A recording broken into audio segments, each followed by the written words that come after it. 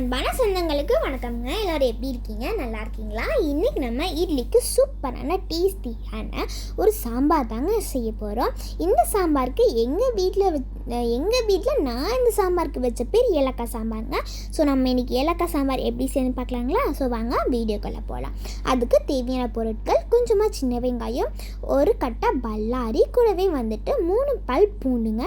இது கூடவே பார்த்திங்க அப்படின்னா ஃப்ரெஷ்ஷாக கருவேப்பிலை எடுத்துக்கலாம். கூடவே காரத்துக்கு ஏற்ப வரமிளகாய் நாங்கள் 2 எடுத்துக்கிறோம். கூடவே சின்ன பீஸ் பட்டை, சோம்பு, தேவையான அளவு உப்பு, கசகசா, பொட்டுக்கடலை, கூடவே 1 ஸ்பூன் அளவுக்கு நம்ம வீட்டில் அரைச்ச மஞ்சள் தூளுங்க.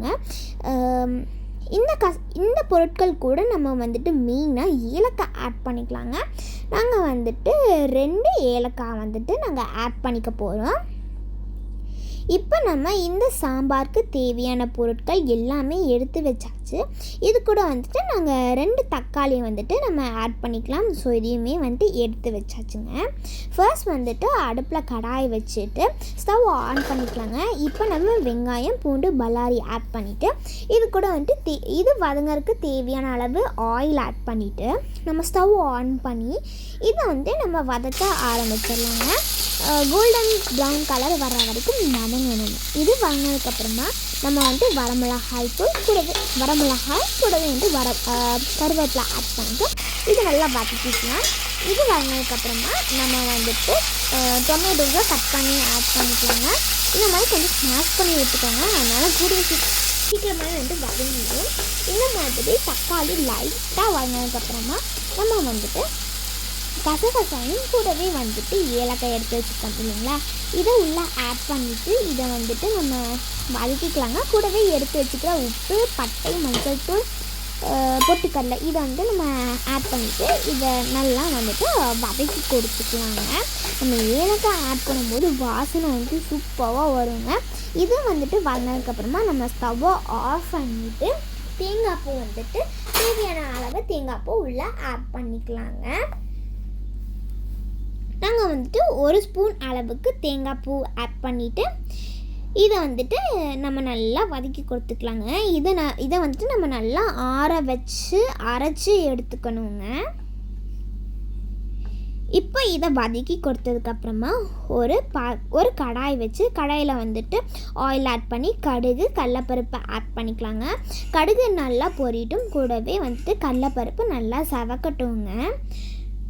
நம்ம இந்த வதக்கி வச்சுருந்தோம் இல்லைங்களா, அது ஆறிடுச்சு. நாங்களும் சூப்பராக அரைச்சி எடுத்தாச்சு. இந்த ஸ்டேஜில் கடுகும் பொரிஞ்சிருச்சு. கூடவே கடலைப்பருப்பு சேர்ந்துருச்சு. இப்போ நம்ம கருவேப்பிலை ஆட் பண்ணிக்கலாங்க.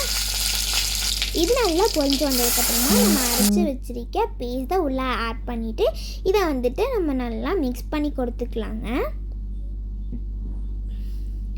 உங்களுக்கு இந்த சாம்பார் எந்த கன்சிஸ்டன்சிக்கு வேணுமோ அந்தளவுக்கு தண்ணி ஆட் பண்ணிவிட்டு இந்த தண்ணியும் இந்த கிரேவியும் நல்லா மிக்ஸ் ஆகிற மாதிரி நல்லா மிக்ஸ் பண்ணிக்கோங்க.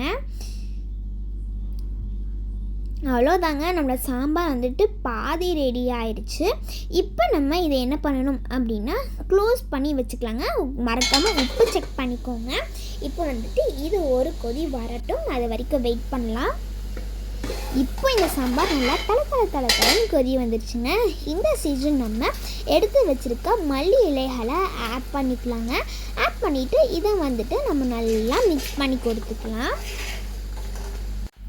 இந்த சாம்பார் ரெடி ஆகிற கேப்பில் அம்மா எனக்கு சூடாக இட்லியும் ரெடி பண்ணிட்டாங்க. ஸோ இட்லியும் ரெடி ஆயிடுச்சு, சாம்பாரும் ரெடி ஆயிடுச்சு. இப்போ என்னங்க பண்ணணும், நல்லா வெளுத்து கட்ட வேண்டியது தான். எனக்கு அம்மாச்சி இந்த ஏலக்காய் சாம்பார் செஞ்சு தருவாங்க. எனக்கு அது ரொம்பவே பிடிக்கும். உங்களுக்கும் இந்த ரெசிபி பிடிச்சிருக்கும் அப்படின்னு நினைக்கிறேன். நீங்களும் இந்த ரெசிபியை உங்கள் வீட்டில் ட்ரை பண்ணிவிட்டு எப்படி டேஸ்ட் இருக்குது அப்படின்றத கமெண்ட் பாக்ஸில் கமெண்ட் பண்ணுங்கள். So stay tuned.